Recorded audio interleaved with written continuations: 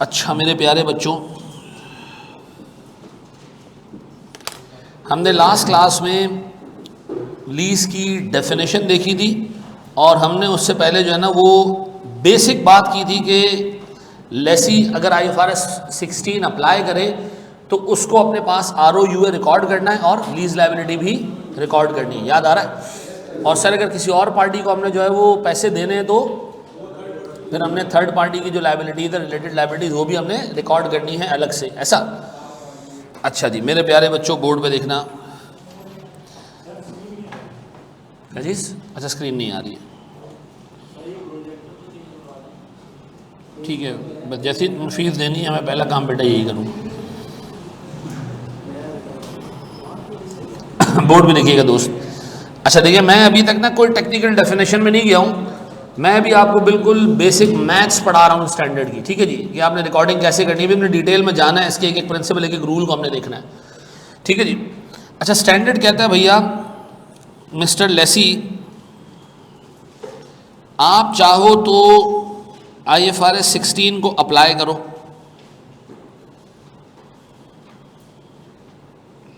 कुछ केसेस में आप चाहो तो IFRS 16 को अप्लाई ना करो। मैंने कहा भाई जब मैं IFRS 16 को अप्लाई नहीं करूंगा तो ये तो बड़ा मामला ख़राब हो जाएगा, फिर मैं किस तरह अकाउंटिंग करूंगा। अच्छा IFRS 16 को अप्लाई करेंगे तो हम क्या करेंगे? सर आपने जो कैश की पेमेंट है वो लेनी है, आपने लीज लायबिलिटी लेनी है, आपने थर्ड पार्टी की लायबिलिटी लेनी है, इन सब को लेके आपने क्या करना है? अपने बुक्स में ROUA रिकॉर्ड कर देना, ऐसा। लेकिन जब आप IFRS 16 अप्लाई नहीं करेंगे, वो क्या सिनेरियोज होंगे वो हम थोड़ा सा आगे जाके देखते हैं, लेकिन हम पहले इसकी क्या सीख लेते हैं, अकाउंटिंग सीख लेते हैं। अगर लेसी IFRS 16 अप्लाई ना करे तो फिर स्टैंडर्ड कहता है इसको ऐसे ही ट्रीट करो जैसे एक सर्विस एग्रीमेंट होता है, जैसे एक सर्विस अरेंजमेंट होता है। सर्विस अरेंजमेंट होता है क्या मतलब? सर मिसाल के तौर पर मैं एक गाड़ी किराए पे लेकर आया, ठीक है जी, और उसका जो रेंट है वो है जी 100 रुपये पर ईयर, ऐसा, और ये रेंट पे मैं लेकर आया हूँ 3 साल के लिए। तो मुझे बताएं इन 3 सालों में मैं इस 100 रुपये के सालाना रेंट को कैसे रिकॉर्ड करूंगा? प्रेजेंट वैल्यू निकालने की जरूरत नहीं है। स्टैंडर्ड कहता है भैया आप एक काम करो, ईयर 0 पे कोई एंट्री पास ना करो ईयर 0 पे कोई एंट्री पास। क्यों? मेरे पास कोई एसेट नहीं आया, कोई ROUA, कोई लीज लायबिलिटी रिकॉर्ड नहीं होगी। हम इसको ऐसे ट्रीट करेंगे जैसे एक सर्विस अरेंजमेंट ट्रीट होती है, जैसे आमतौर पे पहले हम अकाउंटिंग करते थे, यानी हम किराए के एसेट को अपनी बुक्स में रिकॉर्ड नहीं करते। फिर हम करेंगे क्या? सर हमारे पास आएगा पहला साल, क्या एंट्री पास करेंगे? रेंट एक्सपेंस डेबिट कितने से? 100 से, और कैश क्रेडिट कितने से? 100 से। फिर मेरे बच्चों मेरे पास 1 साल बाद दूसरा साल आएगा, फिर जी रेंट एक्सपेंस डेबिट कितने से? 100 से, और कैश क्रेडिट कितने से? 100 से। और इसी तरह सर मेरे पास तीसरा हिसाब किताब भी, सर रेंट एक्सपेंस डेबिट कितने से? 100 से, और कैश क्रेडिट कितने से? 100 से। तो इसका मतलब है भाई IFRS 15 अप्लाई करोगे तो ROUA रिकॉर्ड करना पड़ेगा, लीज लायबिलिटी रिकॉर्ड करनी पड़ेगी, बाकी सारी चीजें होंगी। लेकिन अगर सर IFRS 16 अप्लाई नहीं करोगे तो फिर आपने ऐसा कोई काम नहीं करना, आपने सिंपली क्या करना है? Rent expense debit, cash credit, rent expense debit, cash. इतना सीधा नहीं है मामला, अभी थोड़ा सा आगे जाएगा तो मैं आपको इसके ऊपर मजीद काम करवा रहा हूँ। सर मैं पहले आपको ये सारी चीजें पढ़ा दूंगा और फिर मैं आपको इस स्टैंडर्ड की थ्योरेटिकल रूल्स पढ़ाऊंगा। तो जब मैं थ्योरेटिकल रूल्स पढ़ा रहा हूँ ना, पीछे आपके बैकग्राउंड में सारी चीजें जहन में होंगी कि मैंने इसकी ऑलरेडी मैथ्स पढ़ी हुई है, वो आपको समझ आएगा जो मैं बात बोल रहा हूँ। पक्का जी? सर इसको कॉपी करें तो हम जो ये वाला पार्ट है ना इसको जरा मजीद कुरेदते हैं।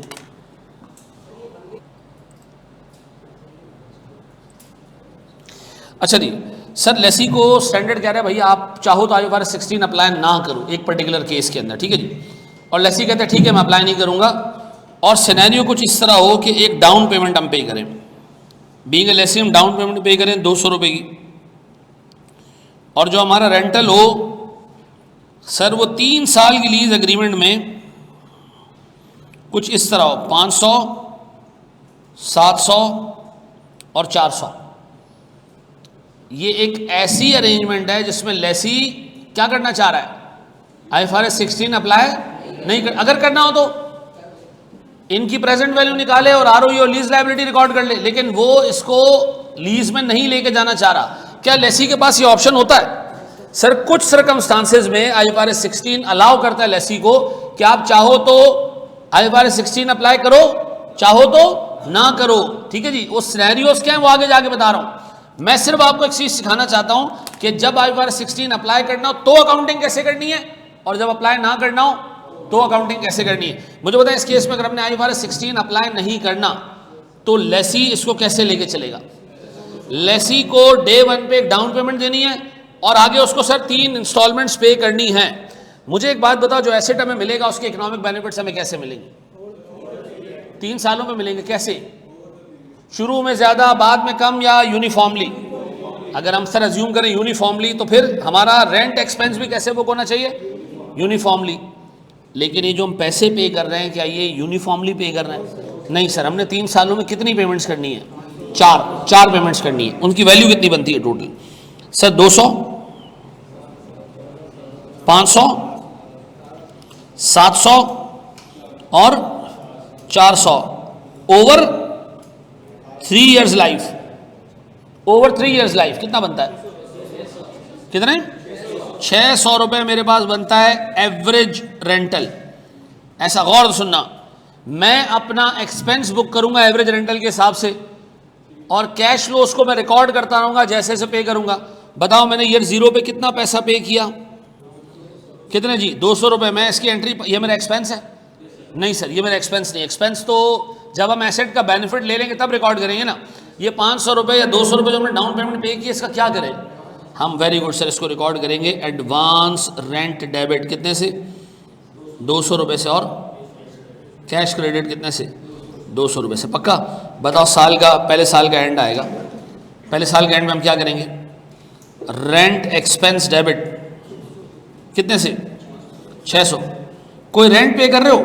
कोई रेंट पे कर रहे हो? हाँ सर, कितने का? 500 रुपए का। तो क्या क्रेडिट करूं मैं? कितने से? और सर फिर एडवांस रेंट मेरे पास क्या हो रहा है? कम हो रहा है। कितने से? 100 रुपए से। पक्का? इसके बाद सर मेरे पास ईयर 2 आएगा। कितने का rent sir? Rent expense debit कितने से? 600। कैश क्रेडिट कितने से भैया? 700 रुपए। हाँ जी, कैश आपका 700 रुपए आ रहा है। अब एडवांस रेंट दोबारा डेबिट कितने से? 100 रुपए से। पक्का? ऐसे ही है मेरे बच्चों। फिर मेरे प्यारे बच्चों मेरे पास ईयर 3 है। सर लास्ट ईयर क्या करूं सर मैं? रेंट एक्सपेंस डेबिट कितने से? कितने से भैया? 600 रुपए से। और सर अब बताएं, कैश मेरा 400 है, तो फिर एडवांस खत्म हो जाएगा इससे। क्या एडवांस इससे खत्म हो जाएगा? Yes sir. कितने का? 200 रुपए का। अब बताओ मेरे पास सर एडवांस एक एसेट है, जो एडवांस रेंट पे किया था, ये एक एसेट था। ये था एसेट या नहीं था? था ना। तो मेरे प्यारे बच्चों जब हम बैलेंस शीट बनाएंगे तो इस एडवांस रेंट को हम दिखाएंगे नहीं दिखाएंगे एज एन एसेट? किस में दिखाएंगे? करंट लायबिलिटीज़ में, नॉन करंट लायबिलिटीज़ में। अब बताओ अगर हम पहले साल बैलेंस शीट बनाएं, स्टेटमेंट ऑफ फाइनेंशियल पोजीशन बनाएं, तो इस 200 रुपयों के एडवांस में से 100 रुपये का एडवांस क्या हो चुका है? रियलाइज़ हो चुका है। कितने का एडवांस रह गया? क्या तुम्हें अगले 12 महीनों में ये बाकी का अमाउंट रियलाइज़ होते हुए नज़र आ रहा है?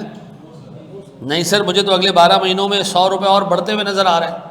तो बताओ अगर मैं पहले साल के एंड पे, ईयर 1 के एंड पे सर बैलेंस शीट का डिस्क्लोजर बनाऊं तो नॉन करंट एसेट है और करंट एसेट है। मुझे बताओ मेरे पास पहले साल के एंड पे ये 200 रुपये का एडवांस रेंट 100 रुपये का रियलाइज़ हो गया।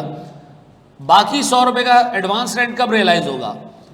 नहीं सर, आगे अगले साल में तो होते हुए नज़र नहीं आ रहा है। इनफैक्ट अगले साल में अरेंजमेंट के हिसाब से तो 100 रुपये का एडवांस रेंट बढ़ते हुए नज़र आ रहा है। तो बताओ मेरे पास ये 100 रुपये का जो एडवांस रेंट है, ये करंट में दिखाऊं या नॉन करंट में? सर ये नॉन करंट में। किस नाम से? Advance rent. कितना मेरे बच्चों? 100 रुपये, 200 रुपये। बेटा ये 200 रुपये का अमाउंट था, पहले साल के एंड में 100 रियलाइज़ हो गया। कितना रह गया? 100 रह गया। तो ये 100 कहाँ दिखाएंगे हम? बैलेंस शीट पे दिखाएंगे? किस में दिखाएंगे? करंट या नॉन करंट? सर मैंने नॉन करंट में दिखा दिया। फिर अगले साल फिर क्या हुआ? ईयर 2 में,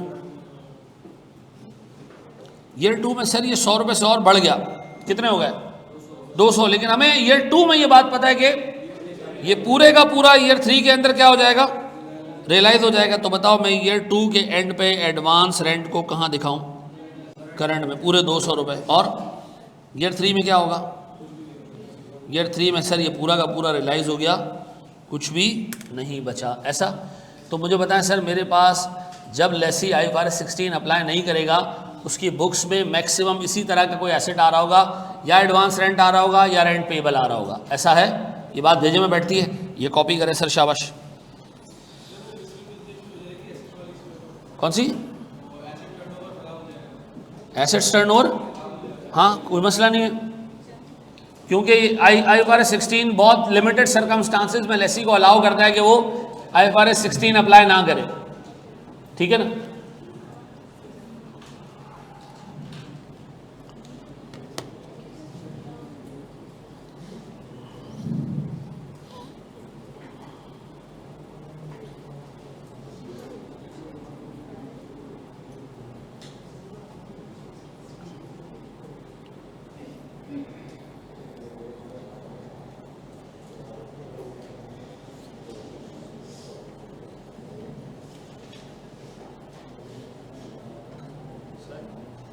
जी मेरे बच्चे, बाकी रेंटल के साथ भी down payment over the period utilize होगी, बाकी रेंटल्स के साथ down payment over the period, हाँ बाकी रेंट बिल, हर वो पेमेंट जो आपने लेसी को करनी है वो सब रेंटल ही काउंट होगा, चाहे आप उसको डाउन पेमेंट नाम दें, कुछ भी नाम दें।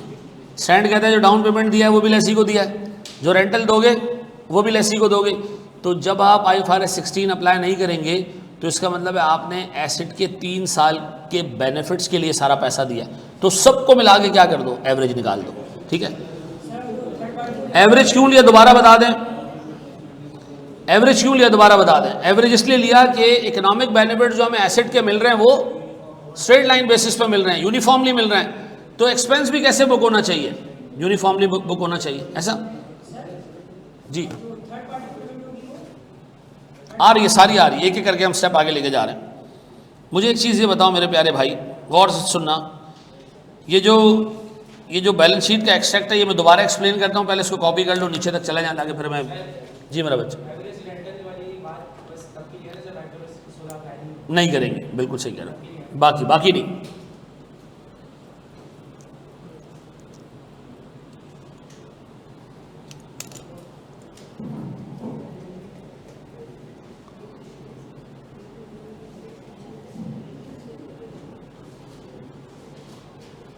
हाँ इस वक्त हम अज्यूम कर रहे हैं कि कंपनी के पास रेंट पे एक एसेट है और कंपनी इसको डिस्क्लोज करेगी कि हम IFRS 16 अप्लाई नहीं कर रहे हैं, लिखेगी कंपनी अपने फाइनेंशियल स्टेटमेंट्स में कि हमने ये एसेट लीज पे लिया है, बट जो IFRS 16 में एक्सेप्शन अवेलेबल है हम उसको अवेल करके इस पे लीज का स्टैंडर्ड अप्लाई नहीं कर रहे हैं।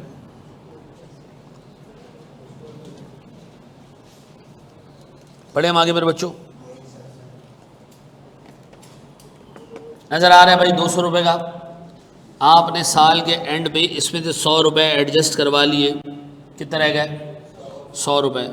अगर ये 100 रुपये अगले साल में यूज़ हो गए तो हम कहेंगे करंट है, और अगले साल में यूज़ नहीं हुए, आधे पौने यूज़ हुए, तो वो पार्ट करंट हो जाएगा।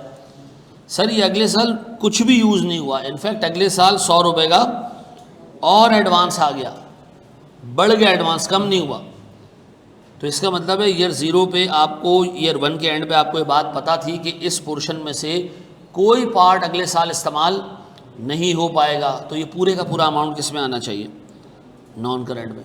डन हो गया, पक्का जी। अब अगले साल हम पहुँचे, हमने 100 रुपये का रेंट और एक्स्ट्रा पे किया, तो हमारा टोटल एडवांस कितना हो गया 200। जब तुम ईयर 2 के एंड पे खड़े हो तो तुम्हें ये बात पता है कि ये 200 रुपये का एडवांस अगले साल क्या हो जाएगा, यूटिलाइज हो जाएगा पूरा। तो ईयर 2 के एंड पे टोटल एडवांस हमारे पास किस में आ गया, करंट में आ गया, ऐसा। और थर्ड ईयर में क्या हो गया, पे ऑफ हो गया, ऐसा। क्या नाम है अपना, शमशीद क्या नाम है तुम्हारा, हुदैद, क्लियर हो गया। अच्छा जी, जब लीज टर्म हो और IFRS 16 का एप्लीकेशन हो, और अगर उसमें हम ड्यूरिंग लीज टर्म मिड में आकर एक पेमेंट करें तो क्या उससे रेंट कम करागा? यार अभी तो रुक जाओ ना अली, इतने आगे के सवालात पूछ रहे हो, पहले भी एक पटरी पे गाड़ी चढ़ने दो पहले। जी पूछ लो बेटा।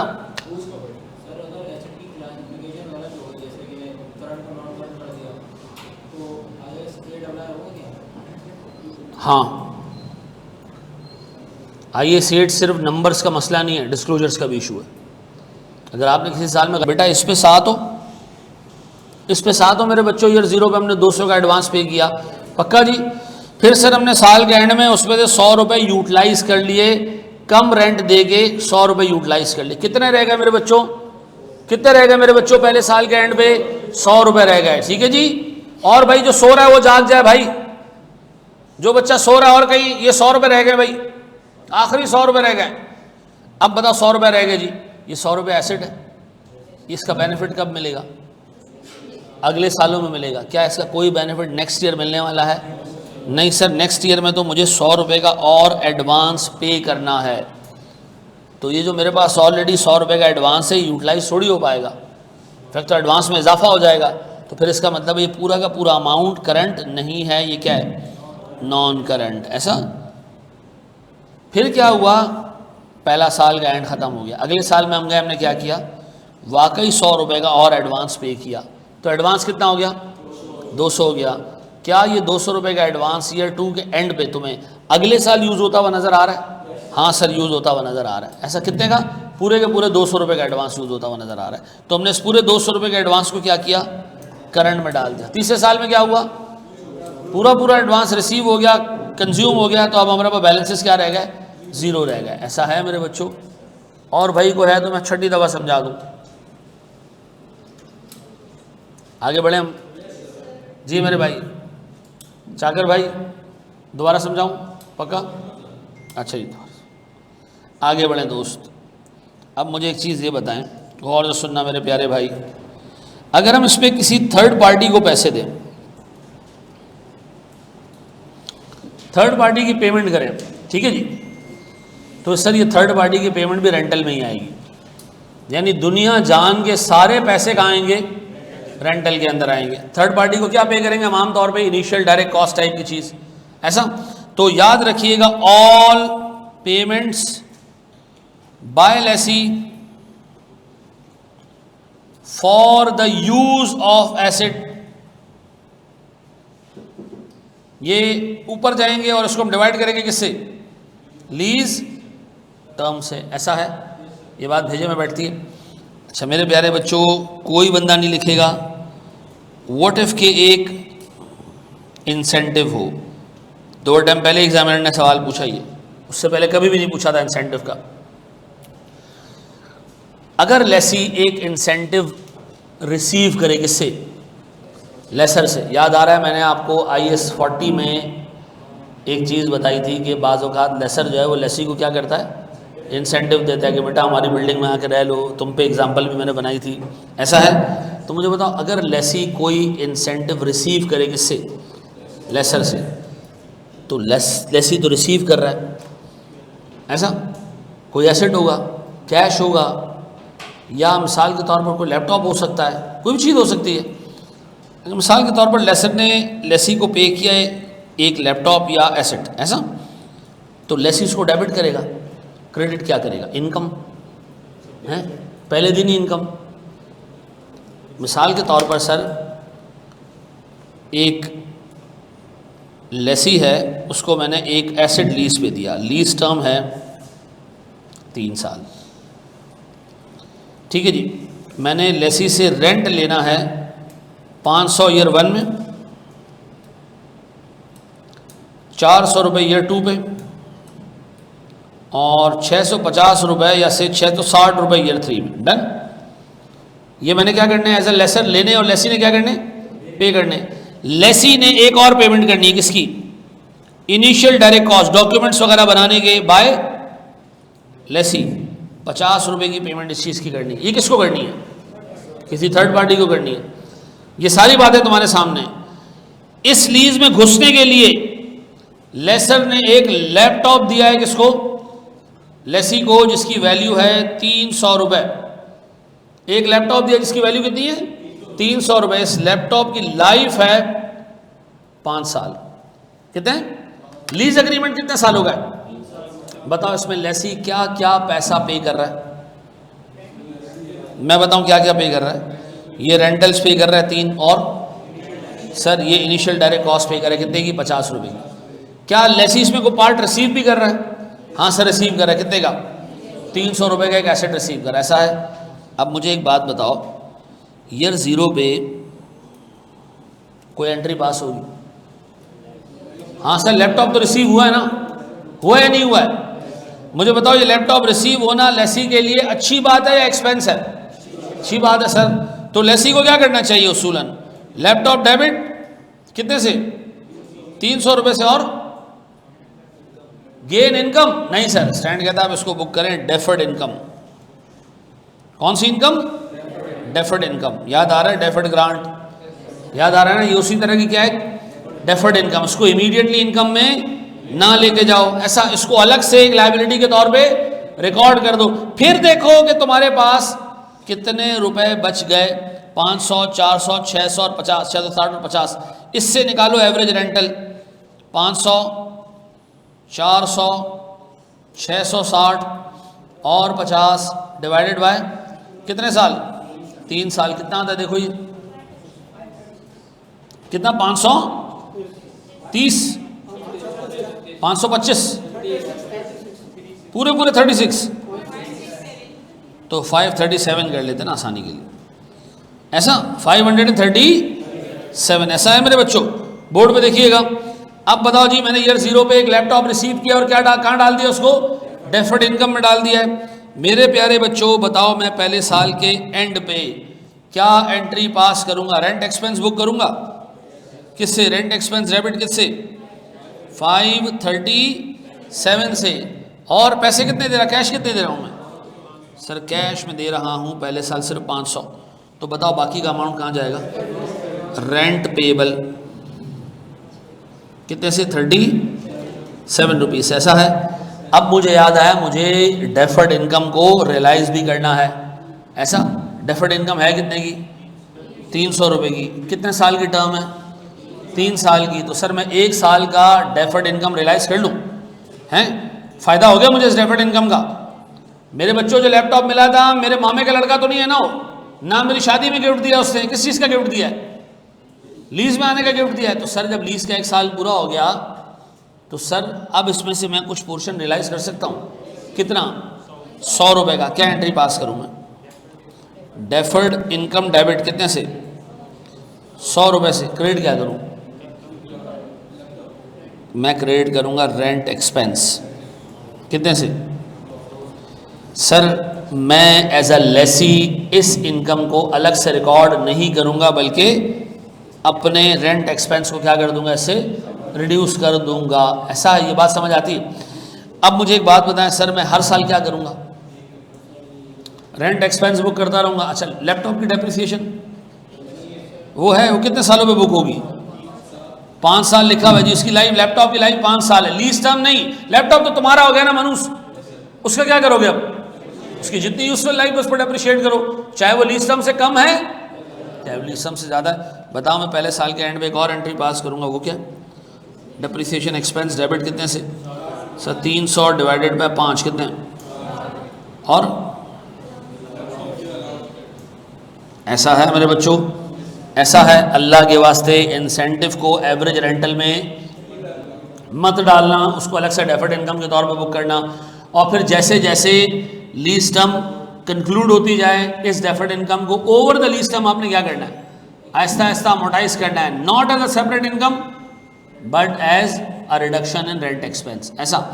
अब मेरे प्यारे बच्चों मुझे बताओ दूसरे साल के एंड में क्या एंट्रीज पास होंगी? फिर रेंट एक्सपेंस डेबिट कितने से? 537। कैश कितने से पे किया हमने? Very good sir. बोर्ड पे देखिएगा कैश कितना? बाकी रेंट कितने से? 137। ऐसा मैंने 400 ही पे किया ना? Yes sir. अब बताओ सर मेरे पास ईयर 2 में एक और एंट्री सर मेरे पास क्या है जी, डेफर्ड इनकम डेबिट 100 से और रेंट एक्सपेंस कितने से, 100 रुपये से। फिर मेरे बच्चों एक और एंट्री, वो क्या जी, मेरे पास है डेप्रिसिएशन एक्सपेंस डेबिट किसका, लैपटॉप का, कितने से, 60 रुपये। अलाउंस क्रेडिट कितने से, 60 रुपये से। कितने साल गुजर गए, 2 साल गुजर गए। लास्ट ईयर है सर लीज का, बताओ क्या एंट्री पास होगी लास्ट ईयर में। पहली एंट्री ईयर 3, पहली entry sir rent expense debit कितने से, 537। मुझे बताओ मेरे पास कितने रुपए का रेंट पेबल जमा हो चुका है, 137 और सॉरी दूसरा का ऊपर है सर, 37 ये था और 137 ये, कितने 174 पक्का। अब बताओ मैं क्या एंट्री पास करूंगा, कैश क्रेडिट कितने से भैया, कितना कैश हमने पे किया बाबू, सर हमने 660 रुपये का कैश पे किया है। ऐसा एक एंट्री हम ऊपर ना इनिशियल डायरेक्ट कॉस्ट की भूल गए, ये भी हमने कब बुक किया होगा, ईयर 0 पे। ऐसा है वो कहाँ गया हमारे पास इंसेंटिव का, यहाँ ईयर 0 पे एक और एंट्री बनी होगी। ये जो आईडीसी आपने पे की है इसकी एंट्री आपने क्या पास की होगी, एडवांस रेंट डेबिट कितने से, 50 से और कैश क्रेडिट कितने से, 50 से। अब मेरे प्यारे बच्चों जब आपके पास यहाँ आया होगा ना ये रेंट पेबल, ये रेंट पेबल आपने रिकॉर्ड नहीं किया होगा बल्कि क्या कम किया होगा आपने अपना, एडवांस रेंट कितने से जी, 37 से। एडवांस रेंट कितना था हमारे पास, ये 50 रुपये क्या था, आईडीसी था। आईडीसी में हमने 37 रुपये क्या कर लिए, यूटिलाइज कर लिए। ऐसा भाई हमने 537 का एक्सपेंस बुक किया, पे कितना किया हमने, 500। बेटा ये जो आईडीसी आपने पे किया है ना मेरे प्यारे बच्चों, ये आपने एवरेज रेंट का पार्ट बनाया हुआ है, ठीक है जी। तो आपने जब डे 1 पे आईडीसी पे किया उसको डे 1 पे एक्सपेंस आउट नहीं करना, उसको क्या ट्रीट कर लेना, एडवांस रेंट ट्रीट कर लेना। आप बताओ मेरे पास एडवांस रेंट था 50 रुपये का, मैंने 37 रुपये का एडवांस रेंट क्या कर लिया, यूज कर लिया, यूटिलाइज कर लिया। अब बताओ मेरे पास सर कितने रुपए का एडवांस रेंट रह गया, 13 रुपये का। सेकंड ईयर में दोबारा मैंने सर 537 रुपये का क्या बुक किया, रेंट एक्सपेंस बुक किया। पैसे कितने दिए मैंने, 400 रुपये दिए। जब पैसे 400 दिए तो मुझे याद आया मेरे पास क्या मौजूद है, एडवांस रेंट कितने का, 13 रुपये का, मैंने ये फारिग कर दिया। अब बताएं मेरे पास पहली दफ़ा बुक्स में आया होगा क्या चीज़, रेंट पेबल कितने का, 124 रुपये का, डन। अब बताओ सर मेरे पास तीसरे साल फिर मैंने रेंट एक्सपेंस डेबिट किया और मैंने सर 660 रुपये से क्या कर दिया, कैश क्रेडिट कर दिया। बाकी मेरे पास क्या है सर, रेंट पेबल कितने का बाबू, जरा डिफरेंस निकालूं दोनों का, 123 या 124 ऐसा है। और सर मैं तीसरे साल भी क्या करूंगा सर, डेफर्ड इनकम डेबिट कितने से, 100 रुपये से। और सर मेरे पास रेंट एक्सपेंस क्रेडिट कितने से, 100 रुपये से। इसके बाद सर मेरे पास एक और एंट्री, वो किस चीज़ की है, डेप्रिसिएशन। डेप्रिसिएशन के लिए 2 साल और आएगी, कितने, 60। अलाउंस क्रेडिट कितने से। मेरे प्यारे बच्चों मुझे बताओ मैंने डे 1 पे जो आईडीसी पे की थी मैंने उसको क्या ट्रीट किया था, एडवांस रेंट। ऐसा है मैंने डे 1 पे सर लैपटॉप रिसीव किया, आईडीसी पे की, लैपटॉप को मैंने अलग रखा डेफर्ड इनकम को, आईडीसी को मैंने एडवांस रेंट ट्रीट किया, 50 रुपये से मैंने रिकॉर्ड कर दिया। पहले साल मैंने सिर्फ 537 रुपये से एक्सपेंस बुक किया, पेमेंट बुक की 500 रुपये से, और 37 रुपये का मैंने क्या अमोर्टाइज कर दिया, एडवांस। कितने का एडवांस था मेरे पास, 50 रुपये का, 37 रुपये रिकवर हो गए। उसके बाद फिर मैंने क्या किया सर, अगले साल फिर मैंने सर 537 का एक्सपेंस बुक किया, पेमेंट कितने की 400 रुपये की। अब मुझे याद है मेरे पास 13 रुपये का क्या मौजूद है, एडवांस, वो मैंने एडजस्ट किया। लेकिन अब भी सर मेरे पास कोई 124 रुपये का पेबल आ रहा है, ये मैं कब पे करूँगा, अगले साल। तो सर मैंने 124 रुपये की पेबल को रिकॉर्ड कर दिया। अगले साल मैंने क्या किया, फिर 537 से एक्सपेंस बुक किया, पेमेंट मैंने इस दफ़ा बहुत ज़्यादा की है। ये क्यों ज़्यादा की है, क्योंकि आपका पुराना रेंट पेबल भी था, वो भी आपने जो है वो अपने साथ इनकॉर्पोरेट इसमें कर लिया। ऐसा। अब बताएं सर इन 3 सालों में हिसाब किताब क्लियर हो गया, पक्का जी। एक चीज़ हमने मिस की थी, मैंने सब्सिक्वेंटली डाल दी, पहले समझ आ रही थी आईडीसी वाली, ठीक है। आगे बढ़े हम दोस्त, इसको कॉपी करें जरा, शाबाश। बैलेंस शीट और का एक्सट्रैक्ट दोबारा सुन लो। देखो एक चीज़ याद रखो, ये जो आपको इंसेंटिव मिला था लीज में आने के लिए मिला था, स्टैंडर्ड कहता है भैया इसको अलग से इनकम के तौर पे रिकॉर्ड मत करना, ठीक है जी। आप सारी इस लीज से रिलेटेड, इस अरेंजमेंट से रिलेटेड रेंट एक्सपेंस को एक जगह जमा करके रिकॉर्ड करना, ठीक है जी। तो मैंने क्या किया, मैंने सर सारा रेंट एक्सपेंस बुक किया और इस इंसेंटिव को क्या किया मैंने, एज एन इनकम रिकॉर्ड करने की जगह मैंने अपने एक्सपेंस को रिड्यूस कर दिया। ठीक है जी। अच्छा, ये चीज़ याद रखना, ये चीज़ पहले IFRS 16 में नहीं थी। एक अलग से अकाउंटिंग स्टैंडर्ड होता था जो कहलाता था इस पर्टिकुलर ट्रीटमेंट के लिए SIC 15। ठीक है ना, मोबाइल है ना सबके पास? चेक करो जरा SIC 15 क्या था पहले, लिखो उस पर आगे SIC 15 नेम, SIC 15 का नाम। जी मेरा बच्चा,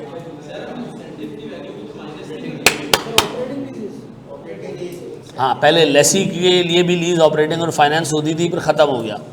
ठीक है जी। ये ट्रीटमेंट है इंसेंटिव का। इंसेंटिव जब भी आपको मिलेगा भैया, अल्लाह के वास्ते उसको लायबिलिटी के तौर पे रिकॉर्ड करना, डेफर्ड इनकम के तौर पे।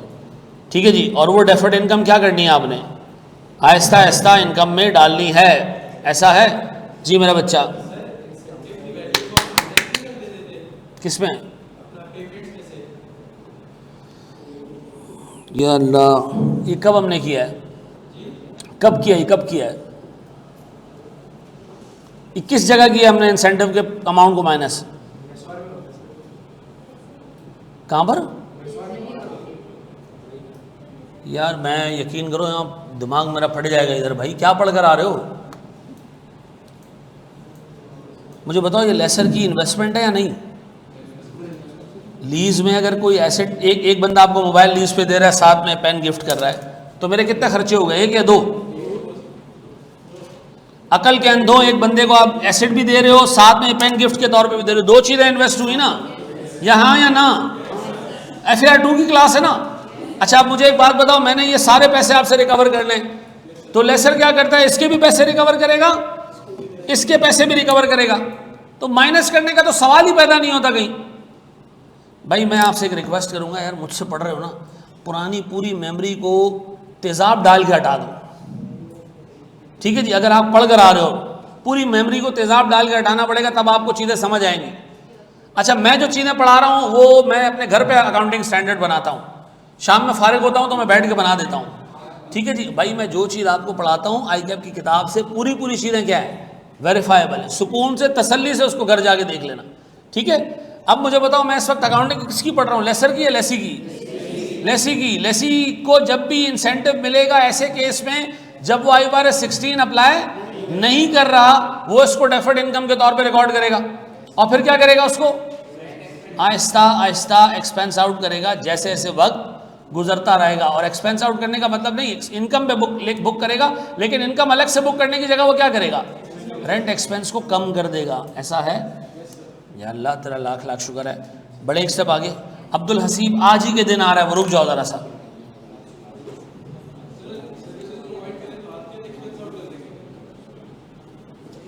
सर इंसेंटिव को क्या अलग ट्रीटमेंट दे जाएंगी अगर हाँ बिल्कुल जी। यार एक करीब बैठ जा मेरा भाई, 6 मोहल्ले छोड़ के बैठा हुआ जी। हाँ अभी अगले सवाल में डाल रहा हूँ मैं, रुक जाओ, बड़े हम आगे एक स्टेप। अच्छा जी,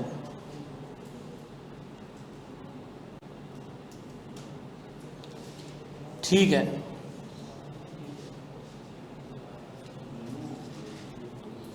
अच्छा जी, ये बच्चे ने बड़ा अच्छा सवाल पूछा, कहा कि जिसने पुराना पढ़ा हुआ है। देखो मैं फिर एक बात बता दूं, मैं आपको फैक्ट बता रहा हूं कि अगर मैं इस लीज के स्टैंडर्ड को शुरू से थ्योरी खोल के पढ़ाना शुरू करूं ना, कि लीज टर्म इसको कहते हैं, फलाना इसको कहते हैं, यकीन करो आपके जहन में कुछ भी नहीं बैठेगा। रूल सुन लोगे, रूल्स बैठ जाएंगे जहन में, अप्लाई नहीं कर पाओगे। अभी मैं इसकी अकाउंटिंग पढ़ा दूंगा, फिर जब मैं रूल्स पढ़ा रहा हूँगा ना, तो हर रूल पे एक सवाल कराऊंगा मैं, और वहाँ मैं आपको ये नहीं बोलूँगा कि जी ये पहले चीज़ें नहीं, मैं सारी चीज़ें ऑलरेडी पढ़ा चुका हूँगा, सिर्फ अब मैं उसमें क्या ऐड कर रहा हूँ, एक एक कॉन्सेप्ट ऐड करता जा रहा हूँ। ठीक है जी, तो सुकून और तसल्ली से बैठ जाओ। एक बात बता दें कि जब 3 पार्टी को एक पेमेंट है तो उसको एडवांस क्यों ट्रीट किया? आओ बेटा ज़रा चर्स पीते हैं, नशा करते हैं। मैं ये बात 7वीं दफ़ा बता रहा हूँ, ये थर्ड पार्टी को जो हमने पैसे पे किए, जो लेसी को पैसे पे कर रहे हैं, ये अपने खालू को जो पे कर रहे हैं, मामू को पे कर रहे हैं, किस लिए पे कर रहे हैं? इस एसेट को इस्तेमाल करने के लिए पे कर रहे हैं ना भाई। या उससे हम और कुछ चीज़ खरीद रहे हैं, तो भैया इसको मैं इसके साथ ही एक्सपेंस आउट करूंगा ना। मैंने एक दुकान से एक एसेट खरीदा, गौर से सुनना, 100 रुपए का, उस पर मैंने दूसरी दुकान से 50 रुपए की ओवरहॉलिंग कराई। अब अलग अलग एक्सपेंडिचर बुक करूं डेप्रिसिएशन का, या मिला के बुक करूं? मिला के बुक करूं, क्योंकि मेरी नज़र में क्या है, वो एक एसेट है। एक एसेट को आप किराए पे लेकर आए, पेमेंट आपने जितनी भी पार्टीज को करनी है उस अरेंजमेंट के अंडर में आप उनको क्या करोगे, ऐड कर दोगे। आप कहोगे जी इस बला के लिए मैं ये सारे खर्चे करूंगा, तो इन सबको आप क्या कर दोगे, ऐड कर दोगे। नो मैटर इसमें पार्टी कौन सी है आपकी, भाड़ में गई, हमने क्या बुक करना है, उसका एक्सपेंस बुक करना है। अब बताओ मैंने आईडीसी किसको पे किया, थर्ड पार्टी, किसके लिए, इस एसेट के लिए। रेंटल्स किसको पे कर रहा हूं, लेसर को, किसके लिए, तो यार इसके साथ ही एक्सपेंस करूंगा ना मैं। भाई और भी कोई सवाल पूछ लो, मैं फिर आगे बढ़ूंगा यार, ठीक है जी, पूछो मेरे बच्चों, और कोई सवाल है जी।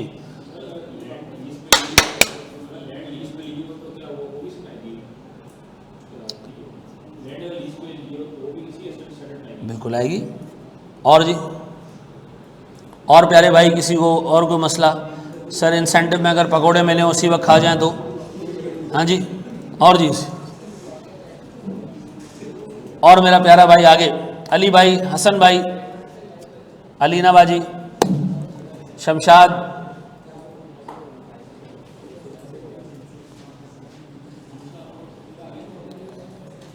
अच्छा अब एक बात बताओ, मेरा एक सवाल है आपसे, सुनो, सारी चीज़ें छोड़ो प्यारे भाई, मुझे एक बात बताओ, स्टैंडर्ड ने किन एसेट्स के केस में लेसी को कहा होगा कि आप IFRS 16 अप्लाई ना करें? स्टैंडर्ड कहता है कि लीज टर्म 12 महीने से कम है तो आप जो है ना वो IFRS 16 अप्लाई ना करें, जो रेंट आप पे कर रहे हो उसी को क्या कर लो, एक्सपेंस मान लो, ऐसा। अगर लीज टर्म 12 महीने से कम है, और या तो एसेट बहुत छोटा सा एसेट है, स्मॉल वैल्यू का एसेट है, तो आप ये काम कर लो, भले उसकी लाइफ उसमें लीज टर्म 2-3 साल की हो, कोई टेंशन नहीं, लेकिन वैल्यू में एसेट क्या हो, छोटा सा हो। आगे हमने इसको डिटेल में देखना है, तो आप तब ये काम कर लो। अब एक बंदा कह रहा है उसकी डिसमेंटलिंग लाइबिलिटी हो, वो खुदा के बंदो छोटा सा एसेट है, लंबा चौड़ा एसेट नहीं है, उसमें डिसमेंटलिंग लाइबिलिटीज़ भी डाल दो, इंस्टॉलेशन भी डाल दो, दरमियान में वारंटी के क्लेम्स भी डाल दो। भाई IFRS 16 जहाँ अप्लाई नहीं होता ना, या तो एसेट बहुत छोटा होता है, थोड़े से वैल्यू का होता है, या लीज टर्म क्या होती है, तो उसमें डिसमेंटलिंग लाइबिलिटी आने का चांस नहीं है। उसमें इंस्टॉलेशन वगैरह, अच्छा चलो कर भी दी इंस्टॉलेशन, तो क्या करना, एडवांस रेंट के अंदर घुसा देना। सारी चीज़ों को आपने क्या करना है, सिवाय इंसेंटिव के, जो पैसे पे कर रहे हो क्या करोगे, एडवांस रेंट में डाल देना, कहानी ख़त्म। या अल्लाह तेरा शुक्र है। आगे बढ़ो जी। और जी अगर कोई गाय बैल किसी ने रेंट पे दी हो, गाय बैल जाती है रेंट पे, आगे बढ़ो ज़रा दोस्त।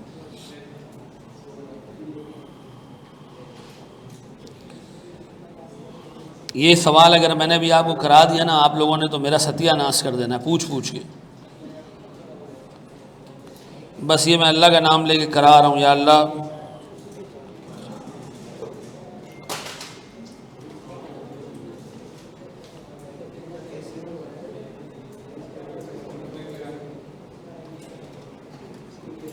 माशाल्लाह माशाल्लाह। यार यकीन करो, मैं आमतौर पे बच्चों से परेशान होता हूँ कि यार इनको समझ नहीं आ रहा, इनको ज़्यादा समझ आ रहा है। आओ बेटा बोर्ड पे देखो दोस्त, सारी चीज़ें छोड़ो। अच्छा एक चीज़ और सुन लो प्यारा,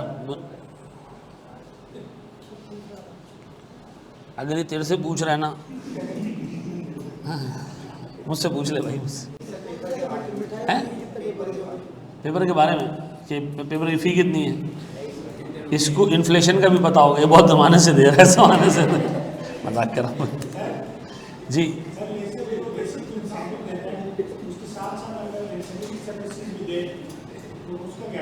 लेसर क्या करें,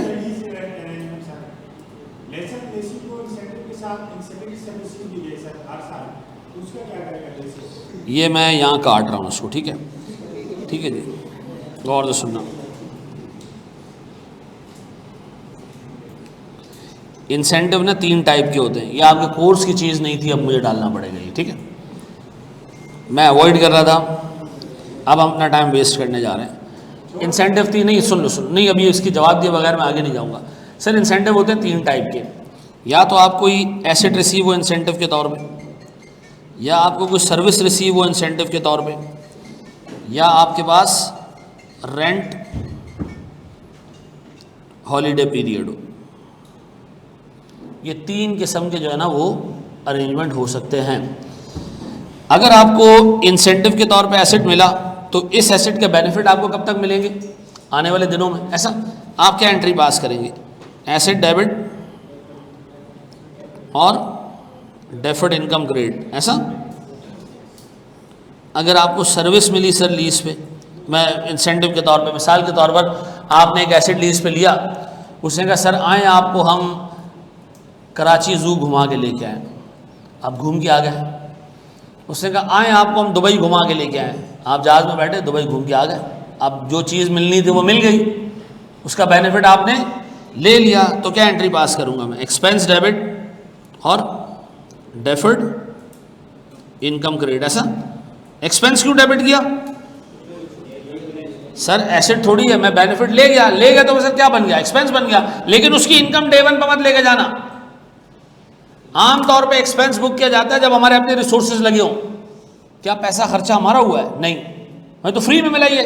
इसके बावजूद हमने क्या किया? एक्सपेंस रिकॉर्ड किया। और क्रेडिट क्या किया हमने? Deferred income. डेफर्ड इनकम कब इनकम में जाएगी? सर जैसे जैसे लीज टर्म गुजरेगी, ओवर द पीरियड इंसेंटिव की इनकम और इंसेंटिव का एक्सपेंस क्या हो जाएगा एक दूसरे को। मुझे बताएं एसेट खरीदा तो ये क्या होगा? ओवर द पीरियड डेप्रिशिएट होगा। तो डेप्रिसिएशन एक्सपेंस कितना होगा टोटल? जितना कि इंसेंटिव का अमाउंट है। एक तरफ इंसेंटिव की इनकम बुक हो रही होगी, दूसरी तरफ डेप्रिसिएशन आ रहा होगा। मुझे बताएं रेंट हॉलीडे पीरियड क्या होता है? आपको एक बंदे ने कहा जी 5 साल का टेन्योर है, आप रेंट सिर्फ 4 साल का दें। पहले साल का रेंट क्या है? 0। बाकी आप जो है ना वो 50-50 रुपए के कितने रेंट दे दें? 4 रेंट। 5 साल की लीज है, पहले साल ऑफ। आपने क्या करना है? इन सबको ऐड करना और 5 से डिवाइड कर देना। कितना आ जाएगा एवरेज रेंट? कितना आ गया जी? या गया रेंट एक्सपेंस। इस 40 रुपए के रेंट एक्सपेंस में आप देखें तो ये 50 रुपए से कम है। तो ये जो पहले रेंट का बेनिफिट है ये 4 सालों में क्या हो गया? स्प्रेड आउट हो गया। तो इसमें चूंकि आपको डे 1 पे कोई चीज़ रिसीव नहीं हुई है तो डे 1 पे कोई एक्सपेंस और इनकम रिकॉर्ड नहीं होगी। हाँ, लेकिन ओवर द पीरियड का रेंट एक्सपेंस क्या हो गया? ऑटोमेटिकली क्या हो गया?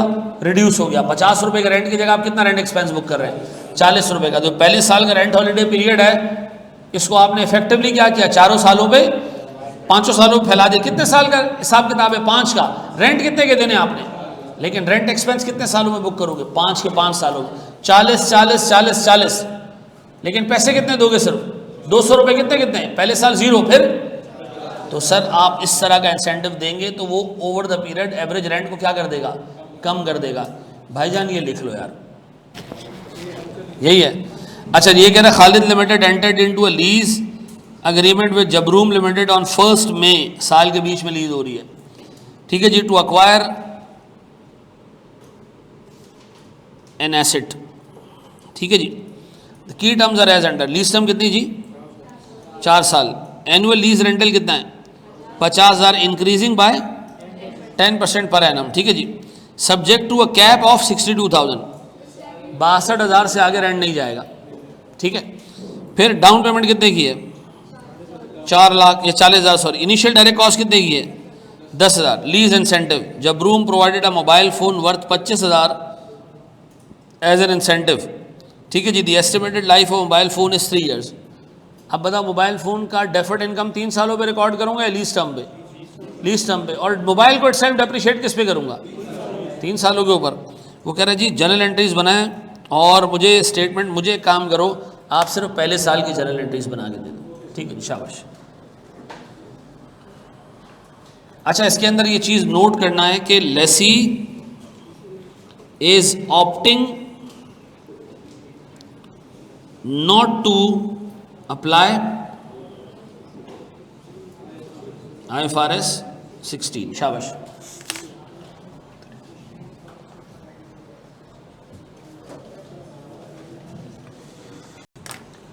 इसको यहीं तक रखो भाई। मंडे को मैं 2 घंटे की क्लास लूँगा, ठीक है। अच्छा मुझे एक बात बताओ, जितने मुझसे सवाल पूछ रहे थे भाई, होमवर्क किया था तुमने जो मैंने दिया था? क्या पूछा था मैंने होमवर्क में? इस वाला सर तो करंट और नॉन करंट में थोड़ा सा फर्क था वो। क्या था? इस वाला सवाल दिया था ना आपने यहाँ पर, अच्छा बदल गया, कल किया। और सर जो डिस्ट्रॉयर बनेगा तो मैंने मिस्टेक दी, करंट का नॉन करंट में था, नॉन करंट में था। किया बच्चे। अब राजा भाई आपने कितना काम किया है?